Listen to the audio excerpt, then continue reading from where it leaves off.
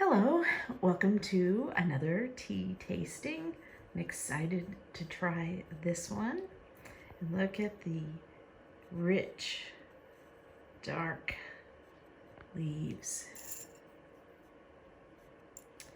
And this tea is a Rou Gui Shan Classic Rou Gui Rock Oolong from Yunnan sourcing, and we've done our first brew, haven't tasted it yet, but I want to share with you. Here's the color of the liqueur, and there it is in my tasting cup.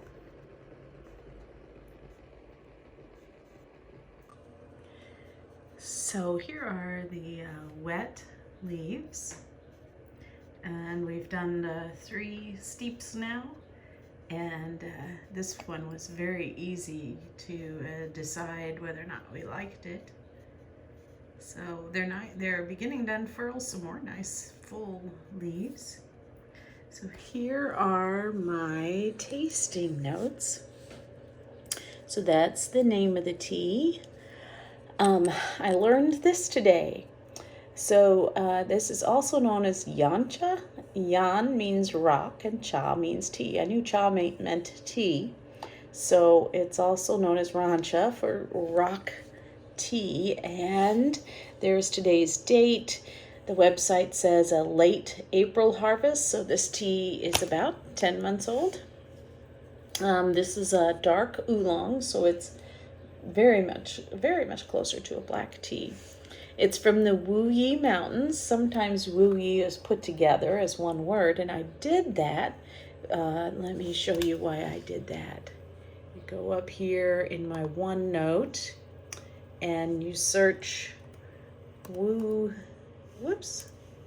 Gui, and there's there's the list that I keep on here, but there's 2 other teas that I've had from the Rou Gui Mountains. Actually, there should be another one, but I want to make sure that all of my teas, I'm going to go back, have the Rou Gui both with a space and without, so when I search, I can come up with all of them. I love that feature in OneNote. So I got this map, and there's where the offline, and there's where the Rou Gui Mountains are located in the Fujian province of China. So off the website, the processing is it's picked, it's wilted, fried, wilted again, and then it says lightly roasted, but I would disagree with the lightly roasted. Notes from Nicole at Tea for Me, please.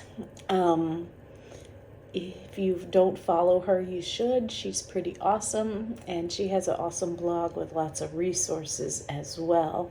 She has a YouTube channel, and you can catch her online as well. So I looked up yancha, and it brought me to her website. And she says it translates to rock tea, and it refers to oolong teas produced in the Rou Gui Mountains of the Fujian province in China. The soil in this region is very rocky, and best quality teas are grown high up on the cliffs. This imparts a mineral taste to the finished tea that sometimes is called Yunnan or rock rime. Dao Hong Pao is arguably the most well-known of the yancha, which I was like, I wonder if I've had that. And so I look over here at all the oolongs I've tried, and I see it right there. Dan, well, mine said Dan. I guess Dan. I found Dan and Da are the same. And I was like, oh, Big Red Robe. I've already had that, and I know I love it. I didn't realize, even when I did my tasting for Big Red Robe, that it was considered a rock tea. So this is causing me to learn a lot today about rock teas, which I have heard about. And then Nicole had this on her website, which I copied because I thought it was so helpful. These are the Rou Gui Oolong varieties. And you can see the big red robe on there and a list of some of the others, and I have not had any of the others. So that's going to be fun to try. And also I'll put rock tea on each of those when I try them, and when I search my OneNotes, it'll come up with them. So this is from Wikipedia, and it says that the four most famous of the rock teas are called Sida Ming Song, and I looked that up on Wikipedia, and that means four big famous bushes. And so there they are, and you see the Da Hong Pao, which is the big red robe, listed there. And then the other yanchas, so they have a few more listed than Nicole's website, but they don't have the handy second column that tells us that, like the Rou Gui, I should have found out how to pronounce that, is cassia bark, which is cinnamon. So it doesn't have the handy second column to it, but you can see the list of names. And Lamp Song is from the Wu Yi Mountains, but it's a black tea, not an oolong. So that's one of my favorite teas, and I didn't even realize it was considered a rock tea, a yancha. So, Path of Cha, I grabbed this off of their website, and I think that map above might have been off their website too.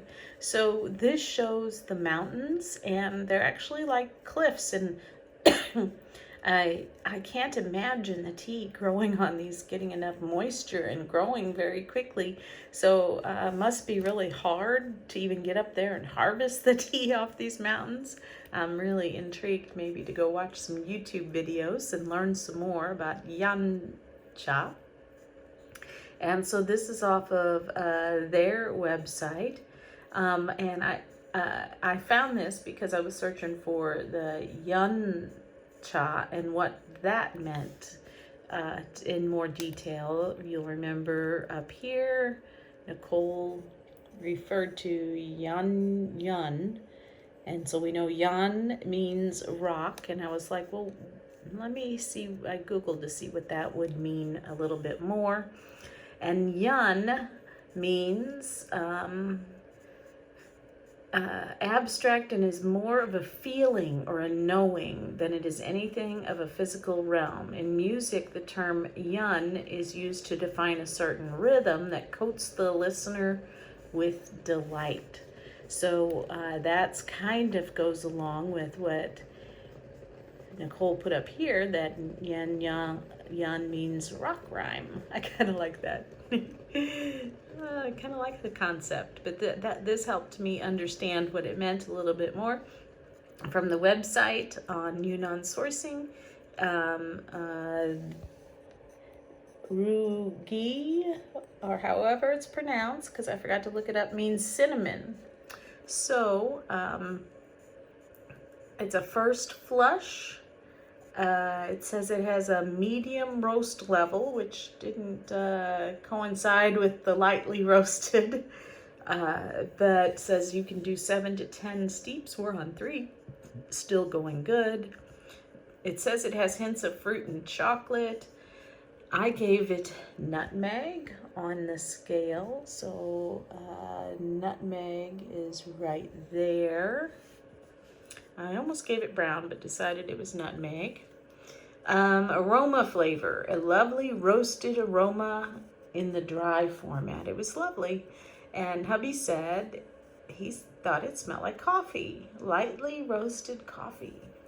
And then the wet was really strong. And then I had to agree with him. It smelled like roasted coffee. And hubby picked it up and he said, this could be man potpourri. He wants to hang it on his rear view mirror to scent his truck. We were going back and forth between the body being light and medium, and I settled on light. but it could be one or the other. The astringency is delicate is the lowest, bright light is the next lowest, and that's my sweet spot. If I go any higher on astringency, then I have to have sugar, and I do not want to have extra sugar in my diet, so this is my sweet spot. Delicate almost doesn't have enough for me, so I like that. The taste, it's supposed to taste like cinnamon, and I just don't taste it. I even got out my cinnamon and did an aroma comparison and could not pick it up at all. And hubby says, this could be coffee. Now, I don't like coffee, so I don't think it could be coffee. I hate coffee, in fact. I can't even swallow coffee. But I love roasted, and I do love this. It tastes like roast. It tastes like roasted leaves. That's what it tastes like to me. It tastes really good, though. The finish is... I get a little bit of juicy, but it wasn't enough for me to call it, to put the little graphic up. But it's definitely lingering, pleasantly lingering, and hangs on a little bit. And I really like that. And we both decided that we loved this tea and we would keep it on hand. Hubby's over there giving a thumbs up.